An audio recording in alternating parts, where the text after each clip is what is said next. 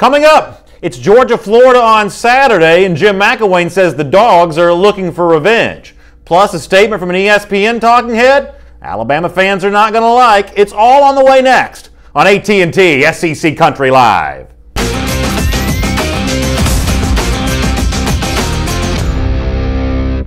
Hello everyone and welcome to AT&T SEC Country Live. By now you know my name is Brandon Adams, and normally when you look to my right you see the svelte figure of a former professional athlete. Today though you see Brandon Walker. Brandon Walker in for Mike Johnson. Not the Alabama All-American, but you know what? Let's call you everybody's All-American. We can call me a lot of things, but svelte is not one of them. Thank you for that glowing introduction. I didn't know you were going to talk about the respective bodies of your co-host and me, but that's fine. That's quite a way to get started. Brandon hosts our SEC Country podcast for Mississippi State Bulldogs. So if you're a Bulldogs fan, you'll check out Brandon Walker at SECCountry.com each and every day. By the way, before we kind of dive into our show, I'll let you know that coming up around 40 minutes from right now, we'll talk some Florida Gators with Zach Alberti, who covers the Gators here for SEC Country. And less than 20 minutes from right now, we'll say hello to Mike Griffith, who covers the Tennessee Vols for SECCountry.com as well. Interesting conversation with Mike coming up based on the news coming out of Tennessee yesterday. Before any of that else, though, let me remind you that AT&T is a proud sponsor of SEC Country Live. AT&T, entertainment your way. Make the switch to AT&T Wireless and DirecTV. They'll help you stay connected all season long. And speaking of getting connected, let's get connected with the big news around the league as we dive into our AT&T SEC Country Live First and 10 with item number 1 on our list. It is Georgia-Florida on Saturday, the game that people like me called the world's largest outdoor cocktail party, no matter what they say on CBS or ESPN now. And when Jim McElwain met with the media on Wednesday, he was asked one of those questions that we all want to know the answer to, but McElwain can't really say, and so therefore he took it in a humorous direction. He was asked, hey, Coach, tell us what weakness you've seen from Georgia and what you think you can do to exploit that on Saturday. As you might imagine, McElwain's not giving up that information, but he did allow this, though. I'm not going to give Kirby the game plan, but, I'll say this, they are perfect. How's that? They got nothing to work on, but, I think the big thing there is he's got him playing with a belief. He's really, that's something that you really see him doing, and I know they're on the revenge tour or whatever they had a year ago, and we're one of those pieces, so it should make for a fun game. So McElwain says, listen, we know that Georgia's on a revenge tour right now. He says that in kind of a funny, tongue-in-cheek way, but there is at least some element of what McElwain says that does feel true in a couple regards. Georgia does want revenge against Florida based on the fact that Gators have won 3 straight and, 24 out of the last 30, something along those lines. And for a Georgia team that's only 8-5 a year ago, they have already beaten some teams that beat them last season. So how much truth is there to the McElwain joke that Georgia is on a bit of a revenge tour this year? That's very possible that Georgia's on a revenge tour. I get the sense that Florida is a lot more about things that happened in the past when it comes to this game than Georgia is.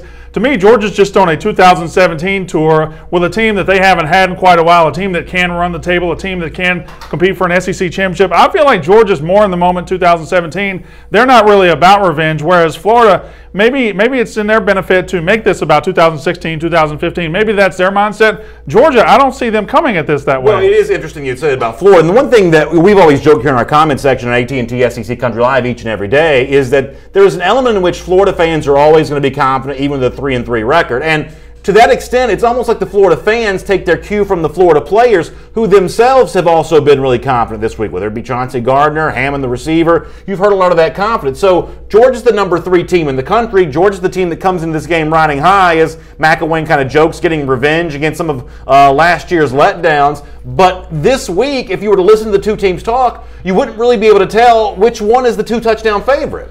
No, it seems like one is really about business and really about this football game, really about staying undefeated. And one is about stirring up the muck. One is about the press conference. One is about everything else. The last couple of games, let's talk about that. Let's talk about how Georgia can't beat us. Let's talk.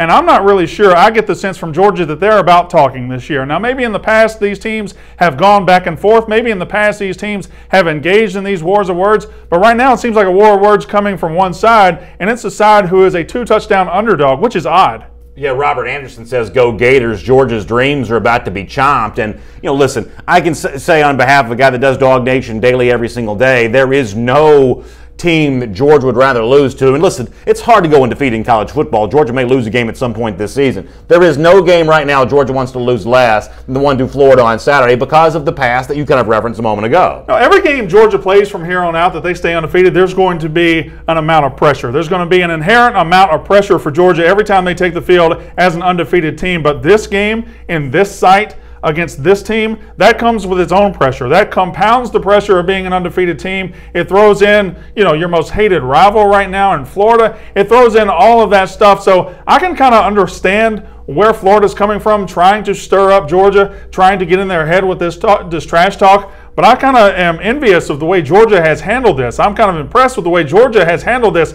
They're not getting drugged down into this. They're about business. Like I said once before, they are really approaching this the right way. Jared Mason says Georgia's good, but we're still going to pull off the upset. By we, he means the Florida Gators. G. Tompkins says, let's see what happens when Fromm, he's talking about the Georgia quarterback Jake Fromm, has to throw it more than 13 times. And to me, that's been one of the real, I think, misunderstandings by both Florida fans and Florida players leading this game, this idea that Fromm is somehow a limited quarterback. He's leading the SEC in yards per attempt. What else do you want from the guy? He's essentially the most efficient passer in the league, even though he's only going into about to be in his third month of quarterback play here. Listen, Florida has had to watch a redshirt freshman quarterback of their own kind of struggle this year without weapons, without much in the way of weapons around him, without much in the way of help. Jake Fromm has had help, and you see that, and you say as an opposite fan, you say, well, he can't throw the ball down the field. You say whatever you want to say about Jake Fromm, but the point is, Jake Fromm is getting the job done. Jake Fromm is doing very well, and Florida can say whatever they want. Will he have to throw more than 13 times? I don't know, but I'm not sure the Florida defense is the one to force him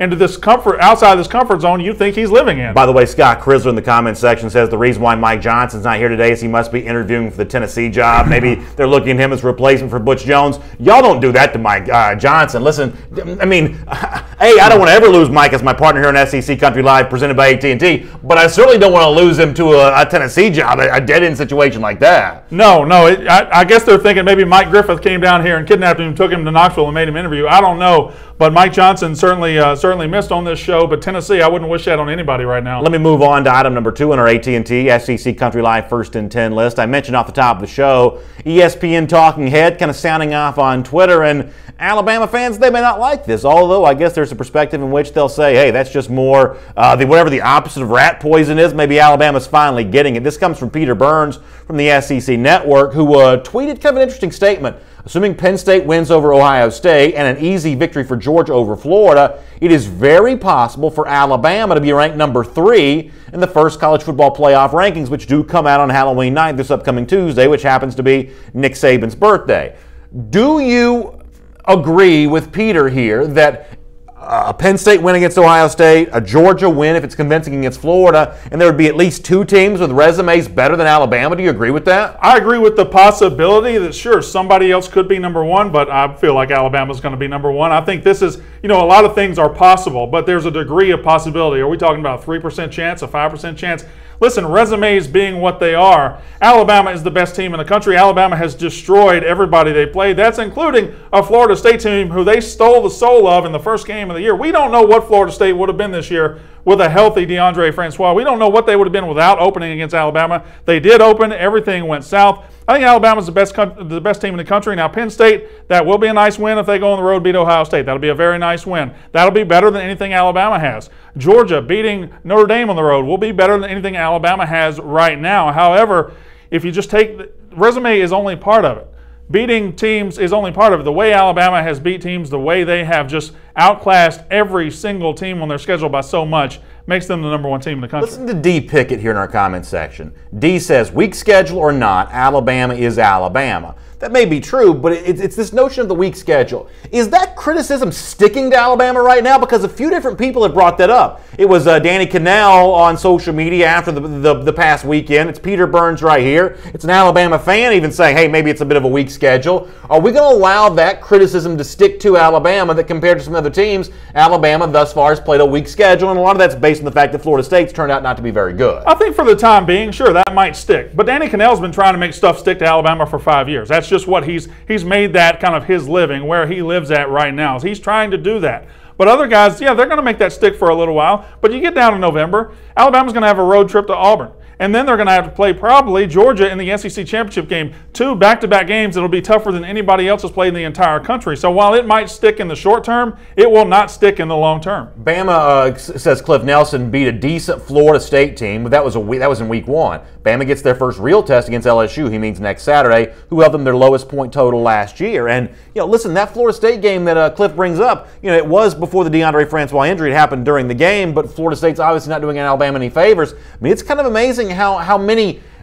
No one seems to doubt Alabama as a team because Alabama's winning all these games convincingly. Even some of the problems that I'd pointed out early in the season for Alabama, at least for right now, they haven't seemed to be much of a problem.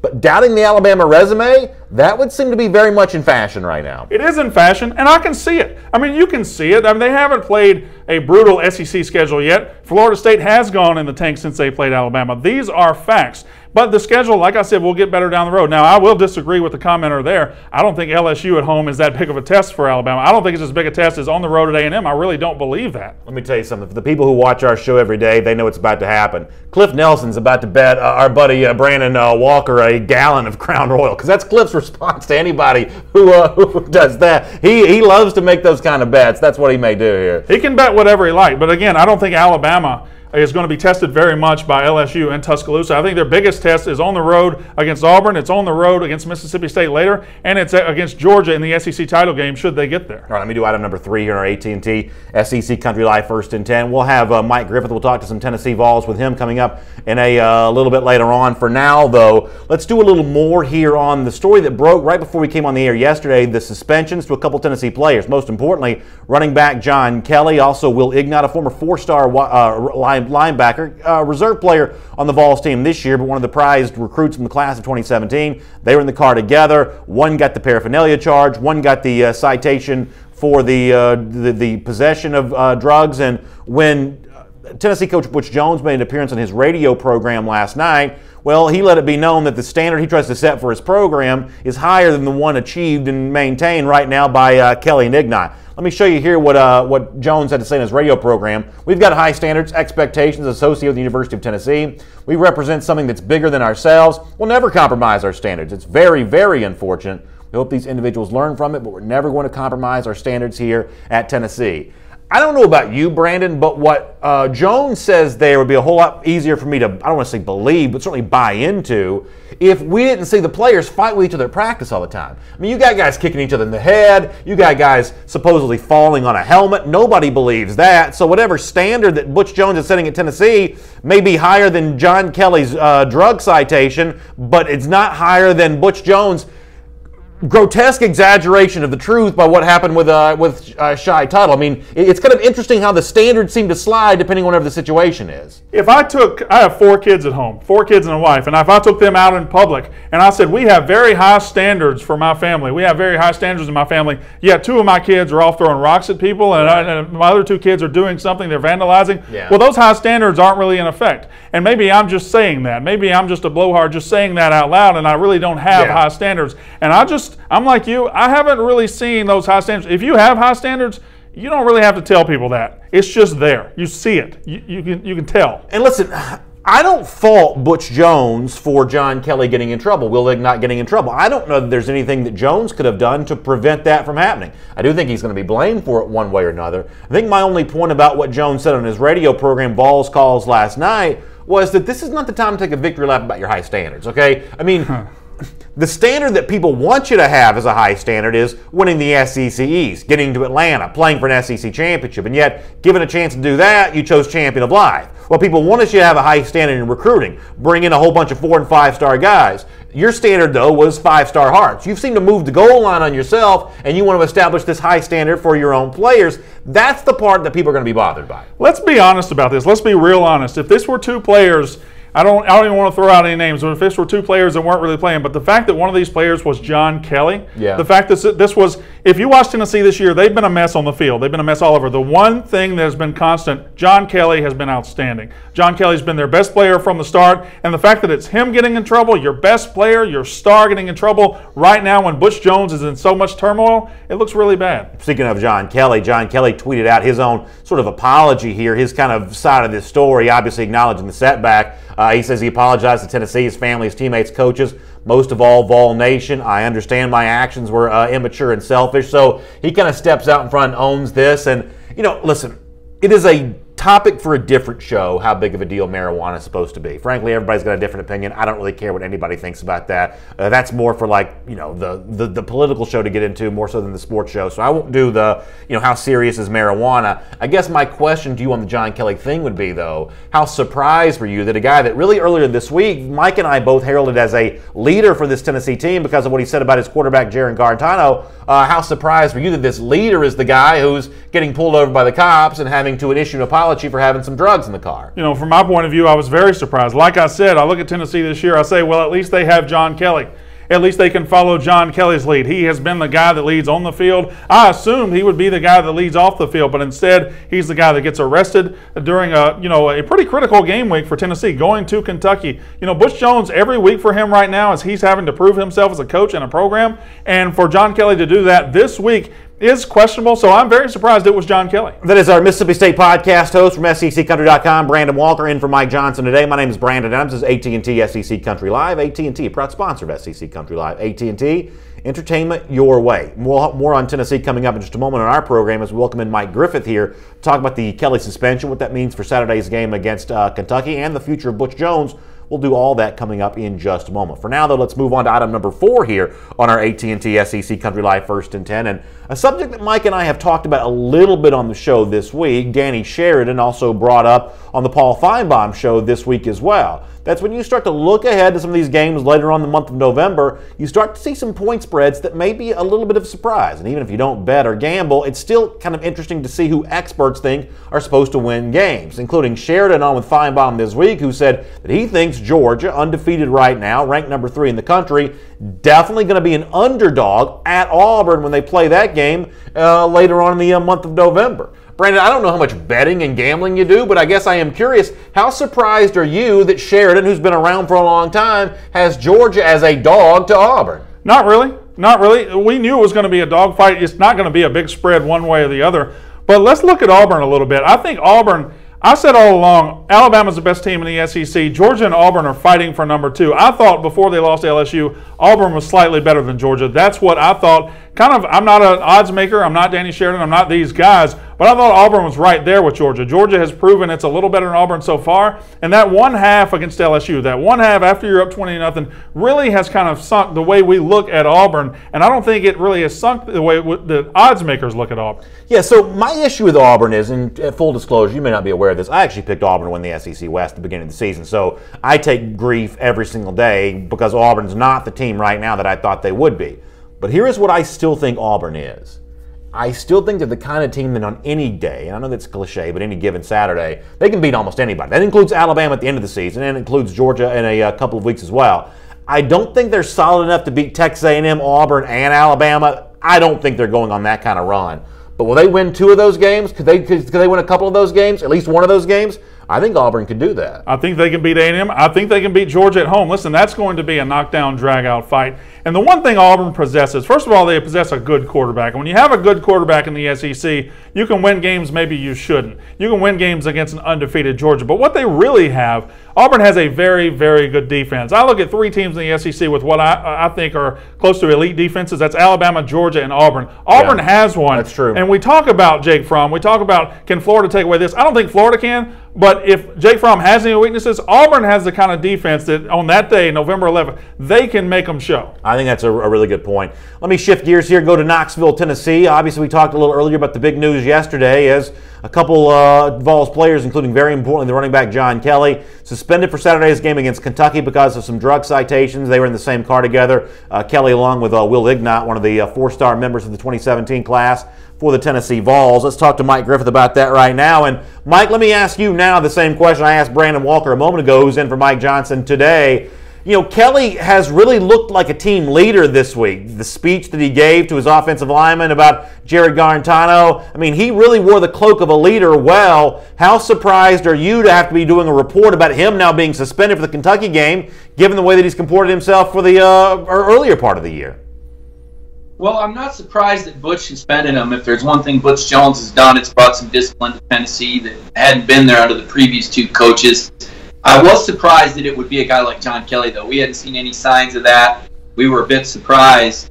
I think everyone in the media, everyone on the coaching staff, I mean, this is probably the last guy that you'd expect to have something like this happen. Yeah, I think that's probably, based on what I'm hearing, it sounds like I'm very much in line with you on that. But you mentioned the Butch Jones part of this, the fact that that you're not surprised that Jones suspended him. How about the way that people are going to react to Jones over this? What I've said, Mike, is I don't think it's Butch Jones' fault that John Kelly and Will Ignott got in trouble, but I do believe he'll be blamed for it. I do think the bad PR of this is another problem for John Currie to deal with. Do you think these suspensions have any impact on Jones' status, both going into the Kentucky game and the immediate aftermath, where the Vols to lose? Well, in the sense that it definitely weakens Tennessee's chances to beat Kentucky, it has an effect, because I think Butch Jones has to beat Kentucky to have a chance to salvage a job. I think they have to win out. And winning without your best running back, I mean, you just take a look, Brandon's, at their offense and all the guys that Tennessee was counting on in August. Quentin Dormady was the quarterback. John Kelly was the running back. Juwan Jennings was the go-to receiver. Darren Kirkland Jr. was the best linebacker. Safety Todd Kelly Jr. was the returning tackler. And all those players are gone. So this is almost like Tennessee's second string going up there to play Kentucky. A series, they've won 31 out of the last 32, including the last 5 by double digits, and yet they're a 5.5-point underdog up there at Kroger Field on Saturday night. Mike, let me bring in Brandon Walker in on this part of the discussion, because I thought Mike's piece at SECCountry.com earlier this week was kind of interesting about how that, winning out might save Butch Jones, and he was going to have to win out in order to keep his job. But I guess the question I would ask to both of you, and Mike, I'll let you respond, but let me let Brandon mention it first here, is if Jones were to win out, it'd be wins against Kentucky and LSU win included in there, or Vanderbilt win included in there. Should that be enough to make Tennessee fans feel better about the future of the program at that point? Should it be enough? Maybe, and I'll let Mike get into it because Mike has expertise up there. Should it be enough? That's an interesting question. Will it be enough? No, it will not be enough. Winning out would show that he's able to get up off the mat, that he's able to get up and get this team under extreme circumstances and play well down the stretch when really nobody can see that coming. But would it be enough? I don't think Tennessee fans are going to be in the mood, even if he wins out, to forgive Butch Jones for what's happened already. How about that, Mike? Do you think the Tennessee fans could live with an 8-4 season and another year of Butch Jones? It's hard to see it right now, but if they won out, what that would mean is that Jared Garantano is the real deal at quarterback. What it would mean is that Ty Chandler, the guy that you're going to see, would mean that a lot more young people would be stepping forward. We saw Sean Schamberger have a great performance at cornerback. And winning cures a lot of ills. I know that Georgia hung on to Mark Richt for many, many years when he won 8 and 9 games. I also know that Dabo Swinney didn't win a national title in his 5th year at Clemson, but if you're able to win out under these circumstances, with these players injured and these players out, and you're able to maintain the number 2 recruiting class in the SEC, that could change things. But I get where Brandon's coming from. Tennessee fans are frustrated. It's they haven't won the SEC since 1998, and this is year 5 for Butch, not 9 or 10 or whatever it was for Rick, 14 or 13. And yet Butch inherits that negative equity. And as I've said to both of you before in our conversations, it doesn't matter who's coaching this team, as long as Alabama's spending $54 million a year on football resources and Tennessee's spending $28 million a year on resources, it's not a level playing field. And whoever's coaching the team, whether it's Butch or somebody else, Tennessee needs to make that commitment financially. I mean, Brandon will sit there and tell you about Mississippi State and why do we forgive Dan Mullen for losing to South Alabama? Because it's just poor old Mississippi State. Never mind, they've got the best junior college program in America to plug from every year. We make excuses for them, but Tennessee's operating on a dime budget, $28 million a year, 8th budget in the SEC, and you're expecting them to compete with Alabama and Georgia, and Kirby changing all those state rules about Freedom of Information Act.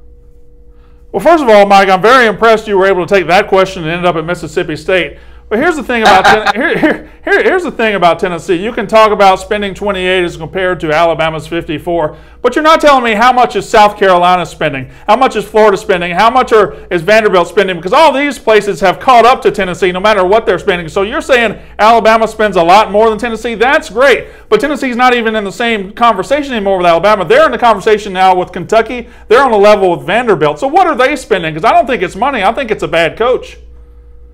Well, I don't know if I could call him a bad coach, Brandon. I can only think of one coach in my lifetime that's taken a program from 2-14 in the league to back-to-back top 25 seasons without any probation, and that man was Lou Holtz. If you can come up with another one, I'll be really impressed. It would be pretty creative for you to do that because no one else has done it. And I'll say this about Butch Jones. Last year's 9-4 season was looking a lot better than that when they were ranked in the top 10 after they escaped Georgia with the win. And what a talented Georgia team it is. I think somebody would have to be crazy to predict anybody to beat Georgia other than Alabama, Brandon. Well, Mike, that's certainly an interesting thought to leave on. Look forward to your coverage of the Tennessee Vols and the Kentucky Wildcats on Saturday without John Kelly, unfortunately, from a Tennessee fan's perspective, but certainly an interesting game, and we'll look forward to talking to you on AT&T SEC Country Live again very soon. That's right. The Vols are going Krogering, Brandon. I don't think Kentucky's going to give them any discount on touchdowns, though. Always an entertaining conversation with Mike Griffith, and a little spirited debate there, which we like. Brandon Walker filling in for Mike Johnson admirably when it comes to that. Let's move on for now, though. We'll look at item number 5 on our AT&T SEC Country Live First and 10. By the way, speaking of spirited debates, we get that in college football all the time. Sometimes in politics you get some of that as well, including out in Texas right now, where, listen, the big rivalry, Texas A&M, Texas, that game hasn't been played in a while on the football field. They did, I guess, get together for an exhibition basketball game. That's kind of been in vogue this year for some hurricane relief and some fundraising type stuff. And Greg Abbott, the Texas governor, was asked, well, what about getting these two teams together on the football field again? And being a good politician, Abbott kind of stepped into that conversation, but he provided something that a lot of politicians don't always provide. Take a listen to this. Texas A&M football rivalry. So that's Abbott there in his Astros jersey. Obviously, the Houston Astros win the World Series. But what you hear him say there, though, is that, yeah, that's a big priority for him to get Texas A&M back together. But what I like from Abbott, I don't even know what party he's in. I don't know the first thing about Texas politics or what Abbott's beliefs are on anything.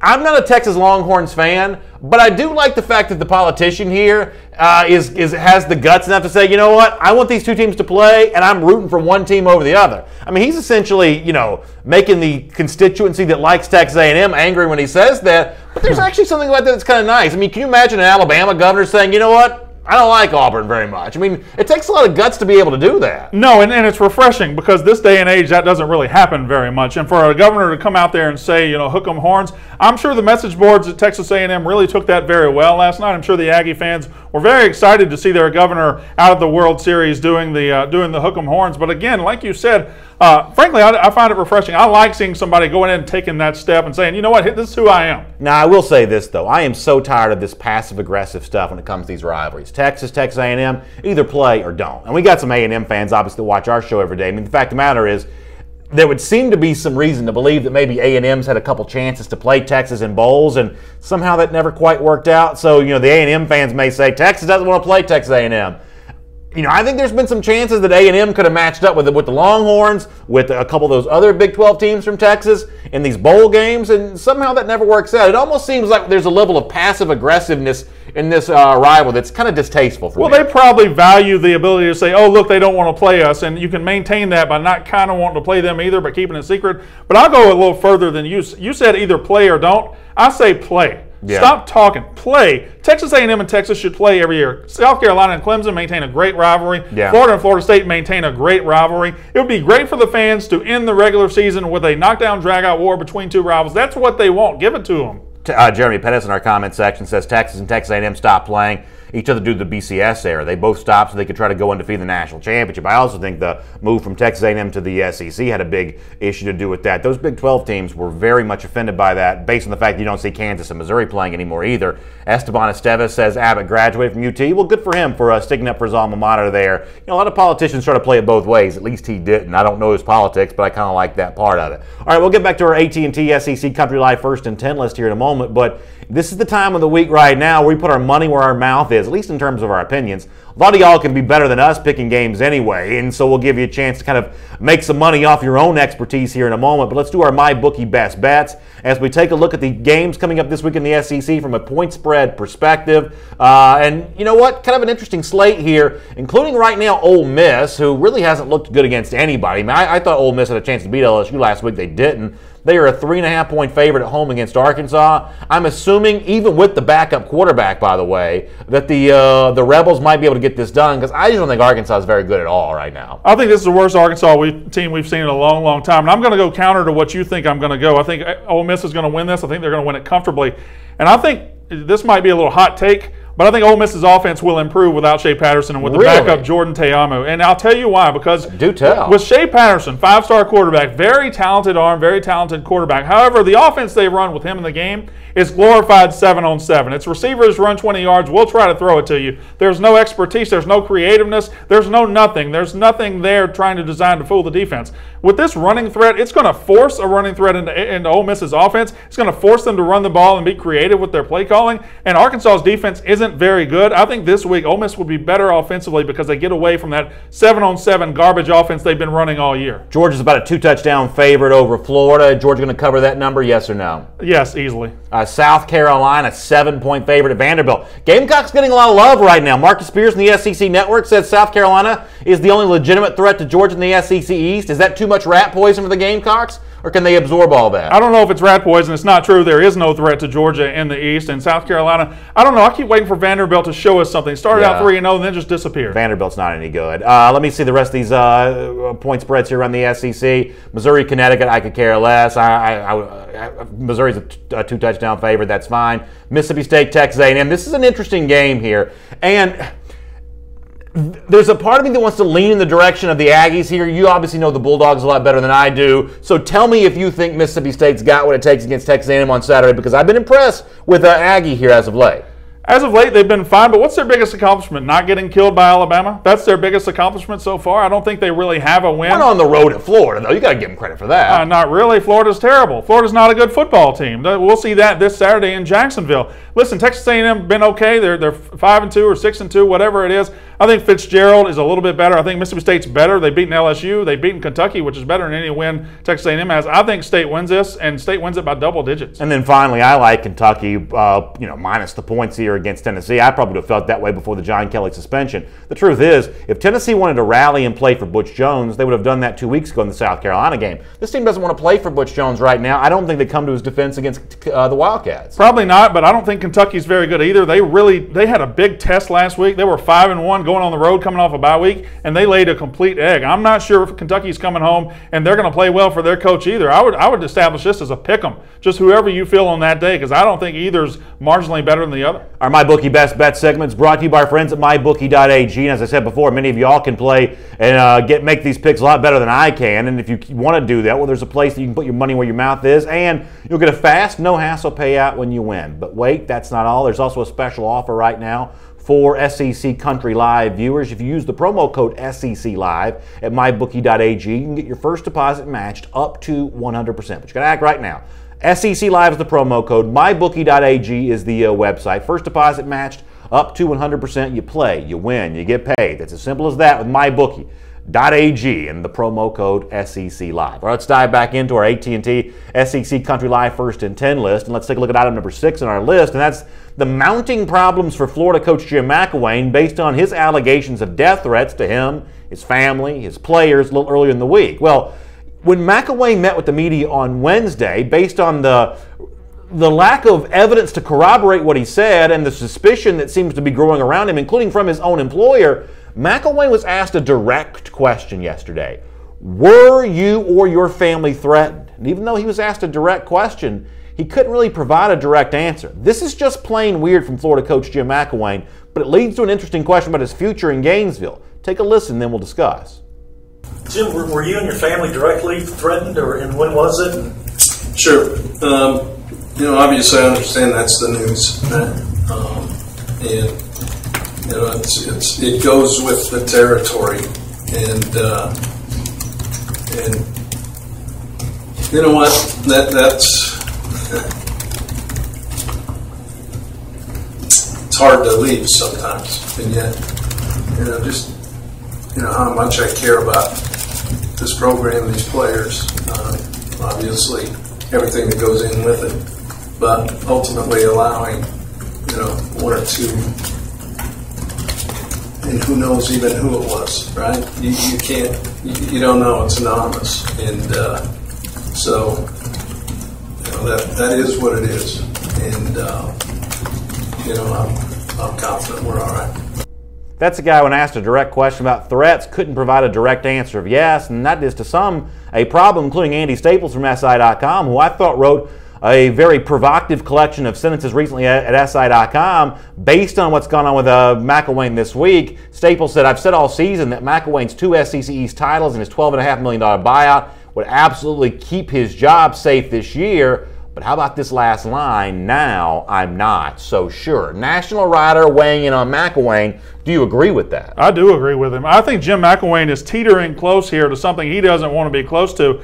I feel like, and Florida fans, I don't know if you take this the right way, the wrong way. I really don't care. But I think Jim McElwain is teetering very close to Butch Jones territory.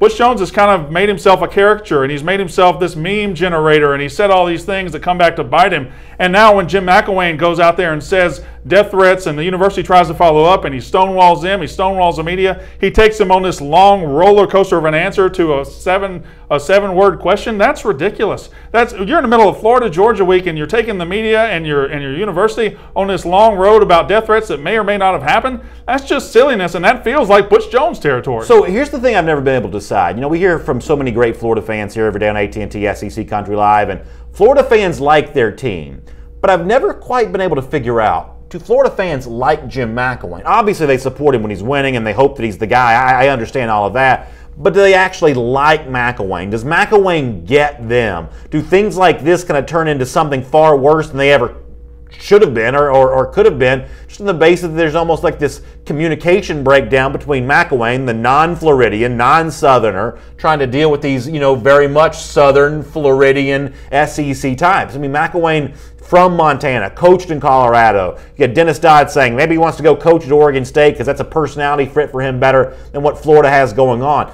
I don't know if that's true or not. But there's certainly a part of McElwain where it almost seems like there's sometimes a communication breakdown between him and his own fan base. It does feel like a square peg in a round hole sometimes. I do feel like, let's just say right now, if you, Brandon Adams, or me, Brandon Walker, were to insult Nick Saban on the show, if we were to say to something, Alabama fans would flood our inbox, they'd flood our Twitter, they would come to his defense. If we say something about Jim McElwain, that's not going to happen in Florida. It just doesn't seem that connection, that love connection between fan base and coach that you have at other places. I don't know what it is. I can't put my finger on it. I don't know if he's just not good in front of a camera. He's not as good with a quote as a lot of guys. He's not as good with information as a lot of guys. And maybe Florida fans are listen, you're talking about a fan base that had Steve Spurrier for 10 or 12 years. They had the most likable coach in college football for so long, and now they got a guy who's not playing that role at all. Here's Jeff Hefner in the comment section. He's a great Florida fan. He talks to us almost every day on our show. He says, I've never approved of McElwain. Love my Gators, but Matt can go and take Nussmeier with him. Now, it's one thing to be unhappy with Doug Nussmeier. I think it's objectively true he's not getting the job done.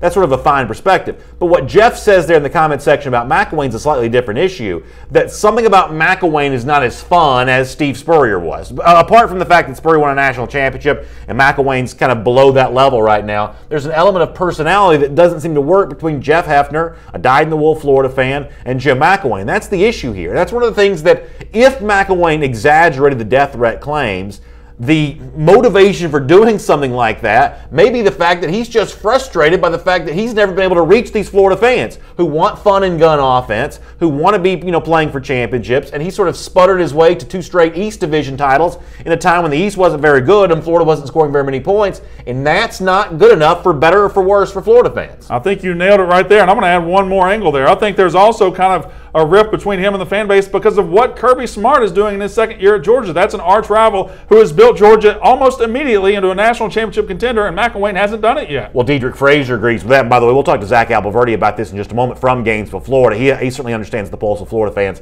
We'll talk to Zach about this in just a moment, but Dedrick Frazier agrees with that in the comment section. Let me scroll back down and get Dedrick's point here. He says, we love Kirby at Georgia. McElwain's not getting that love. And I do think there's a big difference between Kirby and McElwain in this regard. Now, right now, it's sort of maybe recency bias for Smart. He's number 3 in the country. Everything looks good. But Smart, in addition to being a Georgia graduate, also grew up in Bainbridge, Georgia. He sort of worked his way up as a coach in Georgia. He knows the high school programs in Georgia. Smart, in addition to having that diploma on his wall from Georgia, is also a guy that just sort of understands the state. McElwain may just not have the institutional knowledge to understand what Florida wants from its coach, and maybe this is a divorce that's going to happen sooner rather than later because of the fact that he's just not popular enough. Also, Kirby Smart feels a lot more comfortable in his skin and in front of the camera than Jim McElwain does. Even when Jim McElwain has had it going the best at Florida, he never really feels that comfortable. He feels like press conferences and talking to media and talking to fans are, I don't want to say below him, but he's just not comfortable with it. He never seems like he's just engaged with reporters or engaged with fans, whereas Kirby Smart can sit down like you're sitting there right now and talk to me like, like we're old friends, and I don't get that from Jim McElwain. One of the things, to be fair, though, here is that McElwain right now has a 5-star quarterback in for the class of 2018. He's got a top 10 ranked class, the class of 2018, and an entire collection of commits for the class of 2019 as well. So the one thing, if you're a plugged-in Florida fan, you'll say is he may save himself with some recruiting classes, but right now his popularity certainly called into question. The guy that knows all this better than me, though, is Zach Albalverdi, who covers the Florida Gators, both recruiting and on the field for SECCountry.com. He checks in with us here in Gainesville, Florida, about this. And I guess, Zach, if you don't mind, let me start right there with a subject that you know really well. Is McElwain recruiting well enough to weather the storm of whatever happened this week with the suspicions around his death threat claims? Yes, for sure. It's not just about the recruiting aspect, but that's a big part of the program, and that's something that he has ground to stand on as well as what he did in his first 2 years going to Atlanta. But you guys are right. I mean, I heard you guys talking before you brought me on, and I think the biggest thing that people are having an issue with and seems to just keep becoming an issue is that the fit is it doesn't seem to be there. Now, the one thing that makes it a fit is winning. If he can win games, can recruit well, and score points, it doesn't matter whether his personality or how he acts in a press conferences, whether people like it or not. But right now, he's not winning. The offense isn't fun to watch, and he's improved recruiting. For a while there, it wasn't what fans expected and wanted. So he's had a lot of things that he's had to do in order to win people over, and so far he hasn't done it fully. Zach, is this team good enough this week to keep it close with Georgia? Keep it close, yes. I think that they can keep it close with Georgia, but as far as winning this game, I just don't know if they have the horses to really do it this year. When you look at what they've lost, number one, and then number two, how well Georgia's playing, this just seems, especially when you look at this rivalry and the streaks that tend to happen, this does seem like the time for a Georgia victory. And right now, Florida would probably have to play its best game, a perfect game, and have Georgia make a lot of mistakes. And even then, it might not be enough to win. But it is a rivalry, and I think because of that, it'll be closer than people think. But, I have Georgia winning this game. Kirby Smart said this week that he expects to see Malik Zaire. I think he means that they're practicing for all possible outcomes from Florida. Is Kirby on to something here, given the fact that Kadarius Toney, I guess, hasn't been fully healthy? Is there a chance that finally Florida fans will maybe get a look at Zaire, maybe coming in a little bit for Felipe Franks at quarterback? Honestly, Brandon, I don't think it's going to happen unless Franks really just wets the bed and has a game where he throws 3 or 4 interceptions and it just starts to tank for him. I really think that's what it's clear to me, at least, that Jim McElwain wants to do. He wants to ride it out with Franks. He sees value in building for the future with him as opposed to turning to whatever Zaire may be able to offer him just for this season. Now, like I said, though, it could get bad enough and Franks could continue to struggle and regress to the point that you just have to go to someone else for Franks' sake. You don't want to completely kill his confidence and then give him no chance of having success in the future. So I do think things are going to have to get even worse than they've been, but I wouldn't rule it out. And I personally think that we'll see Malik play again at some point this season. I just don't know when it'll be. And so last thing for you here, when you talk about Kadarius Toney, is he healthy enough to be a big part of this offense? Is Tyree Cleveland back to a full health? In terms of these playmakers for Florida who've been kind of dealing with some stuff, how healthy are they for Saturday? I think Cleveland is probably farther along than Toney is. His injury he seemed to get banged up a little bit more and hasn't done as much to this point. I think both will play. Cleveland's going to be the guy that has to make a difference in this game. He and Franks, we've seen it. They have a connection. They were roommates as freshmen. They came in together at the same time. I think they're going to have to hook up and make a big play down the field, maybe a few, and then have a lot of turnovers on defense or something special for Florida to even have a chance in this game. But getting him back is going to maybe give them more offense, maybe give them a touchdown drive that they wouldn't have had. But even with those two back, it's going to be tough. Good stuff, Zach. We appreciate your time. We'll look forward to more of your coverage there at SECCountry.com and hope to have you here on AT&T SEC Country Live again very soon. Absolutely. Thanks, guys. Always great stuff from Zach Albaverdi. By the way, while Zach was talking, Greg Steele in our comment section, a Florida fan, his prediction for the game, he likes the Gators to win 6-3. So that gives you an idea of the confidence that Florida fans have in their offense right now. Greg's like, I'll take the Gators 6-3. Well, that certainly tells you something. Maybe a bases-loaded double, the difference in the game for Florida. If that Florida defense holds Georgia to 3 points, they deserve the win. I'll tell them that right now. All right, let's move on to item number 7 on our AT&T SEC Country Live 1st and 10 list. For the most part, I don't really care what coaches get paid. I think they should all get paid as much as they can if they're winning. But every year, this sort of thing kind of pops up. USA Today, the latest, kind of collect its database of coaches' salaries. And what we find is that Nick Saban is not just in rarefied air for college football coaches. He's in rarefied air now for almost any employee of any institution anywhere, including some CEOs. I pulled out a couple sentences here that I thought were kind of interesting from USA Today's story about just how much Nick Saban's going to make here in 2017, more than $11 million. He's the first coach to break the $10 million barrier, according to USA Today's support, since they've been tracking all this stuff. And it gets Saban into the stratosphere of CEO-style pay. The median total compensation for CEOs is $11.5 million, according to the 2017 Equilar Associated Press pay study of CEOs with at least 2 years of experience at S&P 500 companies.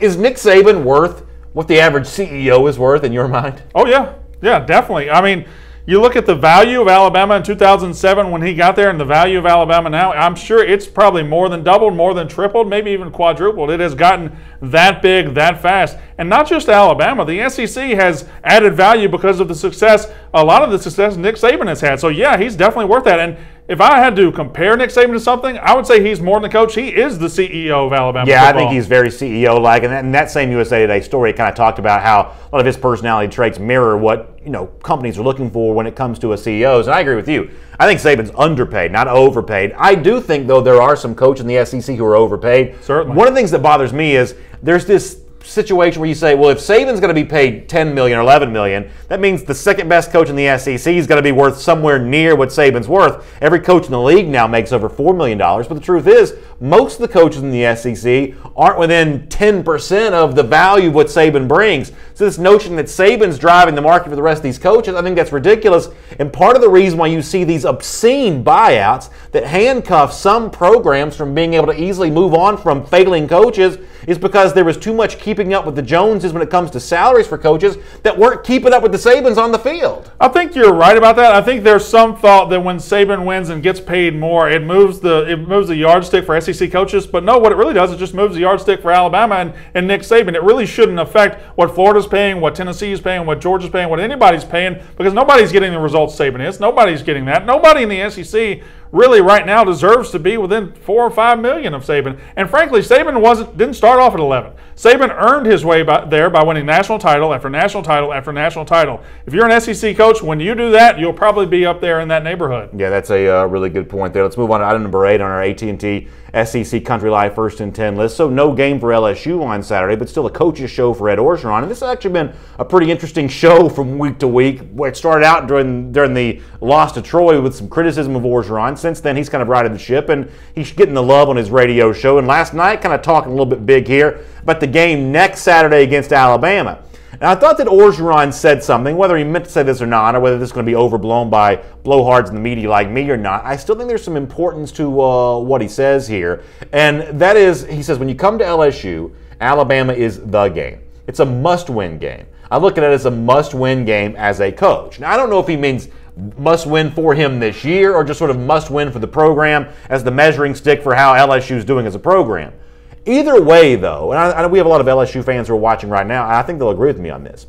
I'm glad to hear Orgeron saying that. It's a stark contrast from a guy like, say, Butch Jones at Tennessee, who sort of pretends like Alabama doesn't exist. I love the fact that Orgeron wants to take LSU head-on against Alabama. I guess I like that, but really the reality is every other game leading up to Alabama is a must-win. If you're LSU, you want to be playing Alabama with national championship implications on the line, and they have blown that this year. They've lost twice in Mississippi State and Troy. If they had won those games, this would be a gigantic game. This would have national title playoff implications, but it doesn't. So I think the other games are must-win, leading up to making Alabama as important as it should be. So I understand what you're saying about that, and we all agree that week to week in the SEC can be a bit of a gauntlet. That's not what he's saying, though. What he's saying is you can't be the coach LSU going 10-2 every year, losing to Alabama every year. That's not good enough for LSU. And since 2011, it seems like that's sort of what LSU's become. A program that's good enough to beat almost anybody else, but not beating Alabama. 10-0 last year. The embarrassment in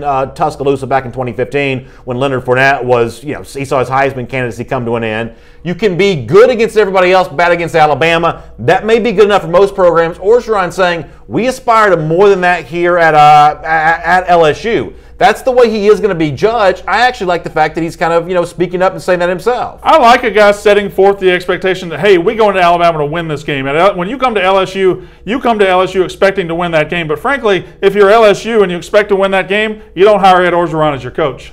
Well, that may be the case. He may not be good enough to win the game against Alabama. I don't think he's going to be that this year. He's a huge underdog next Saturday. He may not ever do that. You're maybe on the same page on that. He's got some problems potentially as a coach, even after a couple of wins. But, as I said, compare this back to a Butch Jones. Sure. Compare this to some of these guys who sort of pretend like these rivals don't exist. Orgeron's acknowledging, hey, I was brought here to do a hard job, and I can't pretend like my job is anything other than what it is. Orgeron's never going to lack for confidence ever. He's never going to lack for swagger, and he's going to try to instill that in his guys, and he's going to say, you come to LSU to beat Alabama. That's what you're brought here for. That's what we're going to go Tuscaloosa and do. I give him all the credit in the world for saying it. Whether he makes his players believe it, his fans believe it, that's for them to decide. But, I give him credit for saying it. By the way, let's move on here and remind you that AT&T is a proud sponsor of SEC Country Live. AT&T, entertainment your way. Make the switch to AT&T Wireless Direct TV. They'll help you stay connected all season long. Now, we've talked a lot today about the big game coming up on Saturday, 3:30 p.m. Eastern Time on CBS. That's Georgia, Florida. It's also the subject of item number 9 on our AT&T SEC Country Live First and 10 list. And, we've played a couple clips already from a pretty bizarre press conference from Jim McElwain yesterday. And one of the things he was asked about was what his players, Chauncey Gardner and Hammond, the wide receiver, and other guys this season, what they had to say, some trash talk. And is he bothered by that kind of stuff from his players? Does he want to put a muzzle on some of that kind of stuff? Well, McElwain said, no, it's free country. People can say what they want to say. Here's exactly what McElwain said in response to that kind of question. Some of them were pretty confident, maybe even borderline cocky. You okay with that? Some bulletin board material, maybe, some trash talk, whatever you want to call it. I would hope they're confident. They've had good preparation and really knowing that you're prepared to go and play. I see it as they're excited as well. And then we'll find out on Saturday. Ryan, and I'm sure he's got it all up. Oh, sure. So there's no doubt. Did you tone it down? Did you tell him to tone it down after Monday? Or no, they have their right. So you heard him say, I'm sure Kirby Smart's going to plaster this all over everywhere. The players have their right to do what they do. And I guess this is not just current players that do this kind of stuff. It extends to former players as well, including Brian Poole, a former Florida player now at the Atlanta Falcons. He was asked to give his prediction on the Georgia-Florida game. We'll show you what one reporter covering the Atlanta Falcons said about that. He said, you've been watching the game for the last 20 years. I don't have to make a prediction. So apparently this is a long-standing tradition for Florida. Confident, outspoken players, including the guys on this team this year. McElwain's not going to silence that kind of stuff.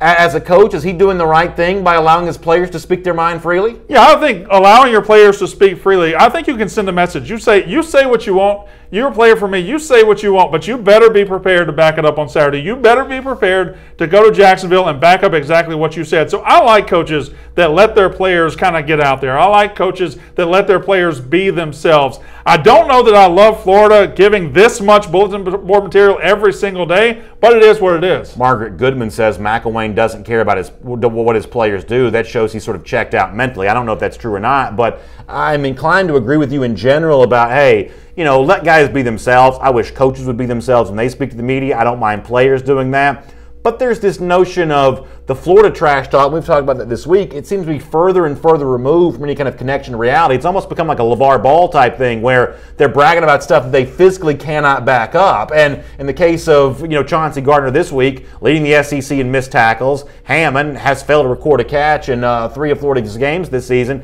The guys talking the trash can't really do anything about it, including Mark Thompson before the Michigan game earlier this year.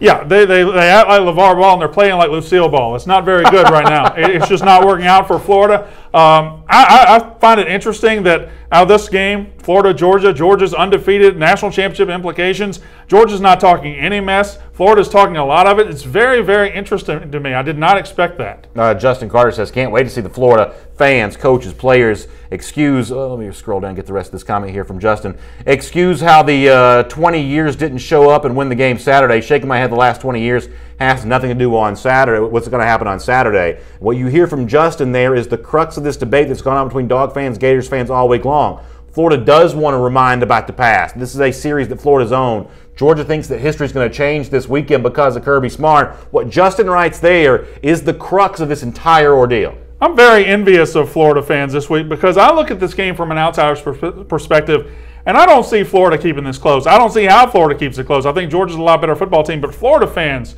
on this comment section everywhere, Florida fans on Twitter, they're confident. The players are confident. McElwain, I don't know if he's confident, but he's certainly not acting like he has a lack of confidence. There is a swagger about Florida that I don't know if they've earned this year, but they're putting it forward. Let's do item number 10 here, AT&T SEC Country Live, 1st and 10. So one of the things that we know is going to happen in the offseason is there are a few SEC teams that may be looking for new coaches. Some of the coaches that may be a part of that job turnover, we don't know exactly yet. One of the ones we're pretty sure about, though, is that Ole Miss is moving on from Luke, the interim coach, in place of Hugh Freeze, who obviously lost his job in shame. And, well, Ross Bjork has spoken out this week about what he wants to see in the next head coach at Ole Miss. Talking to the Jackson Clarion Ledger, one of the things that he said in particular that I kind of took note of, Bjork says we have to recruit.